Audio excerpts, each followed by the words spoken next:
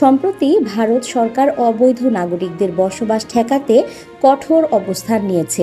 অবৈধ সবাইকে ভারত ছাড়তে বলেছে দেশটির আইন শৃঙ্খলা রক্ষাকারী বাহিনীর সদস্যরা। ফলে দেশটিতে পালিয়ে থাকা আওয়ামী লীগ নেতাদের ওপর বড় মানসিক চাপ তৈরি হয়েছে। বিভিন্ন অঙ্গরাজ্য থেকে অবৈধ বসবাসকারী বাংলাদেশিদের আটক করে পুশব্যাক করছে ভারত।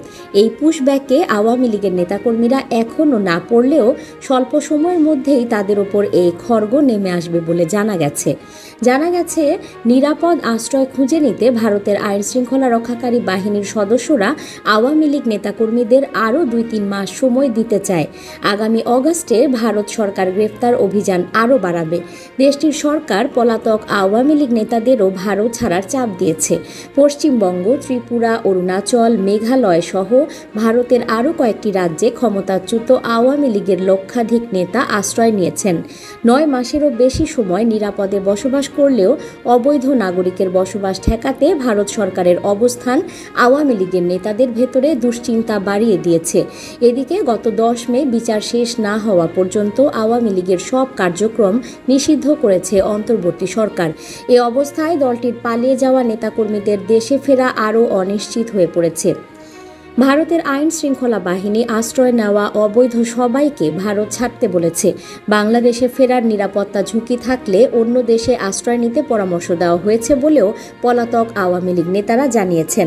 ভারতে আশ্রয় নেওয়া আওয়ামী লীগের একাধিক কেন্দ্রীয় নেতা বলেন, দেশে ফেরার মতো পরিস্থিতি এখনও সৃষ্টি হয়নি, জীবনের ঝুঁকি কাটেনি, ফলে ভারত ছাড়া তাদের জন্য বেশ বিপদের। এরই মধ্যে প্রায় 50 জন বড় নেতা ভারত ছেড়ে আমেরিকা, ইউরোপে চলে গেছেন। বাকিরাও চেষ্টা করছেন পশ্চিমা কোনো দেশে পাড়ি জমানোর। তবে দেশে ফেরার সাহস দেখাতে পারছেন না কোনো নেতা। ভারতে পলাতক আওয়ামী লীগের কেন্দ্রীয় কার্যনির্বাহী সংসদের গুরুত্বপূর্ণ পদে থাকা 7 নেতা এ তথ্য জানিয়ে বলেন, ভারত ছাড়ার চাপ দলটির নেতাদের ভেতরে নতুন উদ্বেগের জন্ম দিয়েছে। নেতাদের ভেতরে নিরাপত্তাহীনতাও দেখা দিয়েছে। পলাতক নেতাদের ভাষ্য, দেশে ফেরার পরিস্থিতি এখনও হয়নি। আওয়ামী লীগ নেতাদের দেশে ফেরায় মৃত্যু ঝুঁকি রয়েছে। আওয়ামী লীগের সভাপতি মণ্ডলীর এক সদস্য বলেন, আমরা এক নেতা এক রাজ্যে বসবাস করছি। চলতি মাস থেকে সংশ্লিষ্ট রাজ্যের নিরাপত্তা সংশ্লিষ্ট দপ্তরগুলো ভারত ছাড়ার পরামর্শ দিয়ে যাচ্ছে। ভারতের গণমাধ্যমেও অবৈধ নাগরিক প্রতিরোধে বিভিন্ন খবর ছাপা হচ্ছে। এটি ভারতে থাকা সবার ভেতরে দুশ্চিন্তা বাড়িয়ে দিয়েছে। 5 অগাস্ট পরবর্তী পরিস্থিতিতে জীবনের নিরাপত্তা নিশ্চিত করতে আওয়ামী লীগের বিভিন্ন পর্যায়ের নেতারা নানা উপায়ে প্রতিবেশী ভারতের বিভিন্ন রাজ্যে আশ্রয় নিয়েছে। অনেক নেতা পরিবার নিয়ে বসবাস করছেন।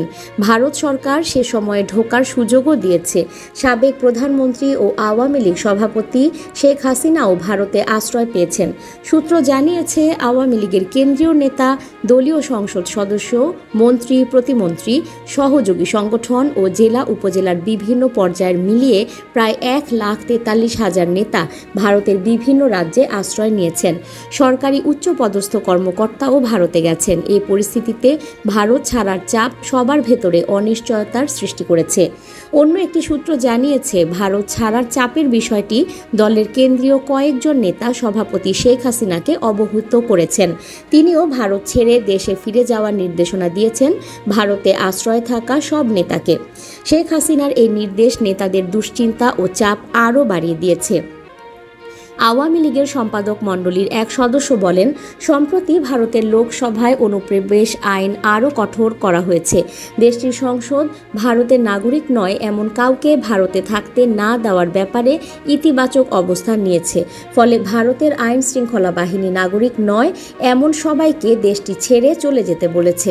না হলে অবৈধ নাগরিক হিসেবে আটক করে দেশে পাঠানোর ব্যাপারে তারা বদ্ধপরিকর। আরও 2 মাস হয়তো ভারতে থাকা যেতে পারে, এর বেশি নয়। তিনি বলেন, এরপর ভারত সরকারের আইন শৃঙ্খলা বাহিনী অভিযান চালিয়ে আটক করে জেলে পুরবে। তাহলে পরিণতি বরণ করতে হতে পারে। ভারতের পুশব্যাককে ভালো চোখে দেখছেন না সাবেক কূটনীতিক হুমায়ুন কবির। তিনি বলেন, পুশব্যাক পদ্ধতি অনুসরণ করা ভালো, ধাক্কাধাক্কি করে বের করে দেওয়া যুক্তিযুক্ত নয়। কোনো দলের নেতাকে পাঠাতে দেখা যাচ্ছে না, সাধারণ মানুষই বেশি। প্রয়োজনীয় তথ্য উপাত্ত সংগ্রহ করে নিয়ম মেনে পাঠানো উচিত বলে মনে করেন সাবেক এই কূটনীতিক। নিউজ ডেস্ক, সংযুক্ত।